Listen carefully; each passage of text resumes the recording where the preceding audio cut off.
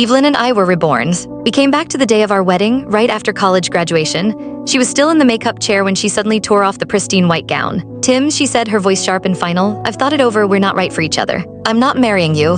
I didn't try to stop her, I knew. In our last life, she regretted every moment she spent with me. A heart that won't warm up stays frozen no matter how hard you try to melt it. And just like that, 3 years of love evaporated, we went our separate ways. Evelyn left the country, cutting off all contact. I stayed behind in Riverton. 7 years later, she returned, a success story with her childhood sweetheart in tow. They were the picture of happiness, their engagement announcement splashed all over social media. But when she found out I'd been married for 4 years to the daughter of the city's richest man, her regret was a poison she couldn't swallow. "Tim, you promised you'd only ever love me," she'd screamed in our first life. "How could you do this to me?" But that was then, this is now. On a perfect weekend, I'd cleared my schedule to spend the day at the beach with my daughter. She was a whirlwind of joy, giggling as she flung sand and seawater all over me. I was watching her, my heart overflowing, when my old college buddy Mark called. "Tim, where are you? It's getting late." I'd completely forgotten about the class reunion. "Sorry man, totally spaced, I'll be there." By the way, he added, his tone shifting, "Forgot to tell you, Evelyn's back in town, she's with Ethan." Then back in freshman year, he was my biggest rival. He and Evelyn were childhood friends, practically joined at the hip. Their connection ran deep, but I'd won her over, or so I thought. I still remember Ethan clapping me on the shoulder after she and I got together, a fake smile on his face. "You better take care of her, man," he'd said, a warning disguised as a joke,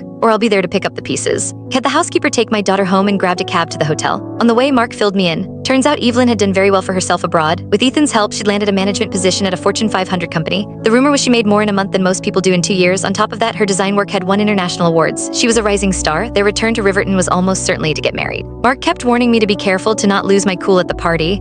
"The person she is now, Tim," he said, "you can't afford to piss her off, and don't even think about messing with Ethan." "Thanks for the heads up," I said with a calm smile. "I'll be careful." I was stepping out of the cab at the hotel when a sleek, black BMW 3 Series screeched to a halt behind me. Well, if it isn't our resident genius, Tim." The voice dripped with sarcasm. I turned. At the wheel was Kevin, Ethan's most loyal lapdog. He'd hated my guts ever since Evelyn chose me over Ethan in college, even threatening to have me jumped. I still suspected he was behind the random mugging I suffered just off campus back then. Kevin parked haphazardly and swaggered over, slapping my shoulder. "Tim, my man, years go by, but you haven't changed a bit, have you?" I just smiled. Before I could reply, a Porsche Cayenne pulled up, and in the passenger seat, looking like she'd stepped off a magazine cover, was Evelyn. 7 years had passed. She wore designer sunglasses, a head-to-toe brand-name outfit, and flawless makeup. Ethan was driving, and when he saw me, his eyes narrowed into slits, a triumphant smirk he couldn't hide spreading across his face. Kevin, true to form, scurried over like a puppy, fawning as he opened the passenger door. "Ethan, you made it." "Yeah," Ethan got out and gave me a dismissive nod. "Tim, long time no see." "Long time," I echoed. Evelyn looked me up and down, the sandy hair, the dirty t-shirt, the board shorts and flip-flops, her perfectly sculpted eyebrows furrowed in distaste. "Tim, have you gone backward? You couldn't even bother to change for a class reunion."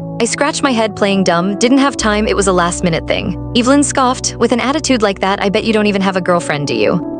Click the link on the homepage to watch the full follow-up for free.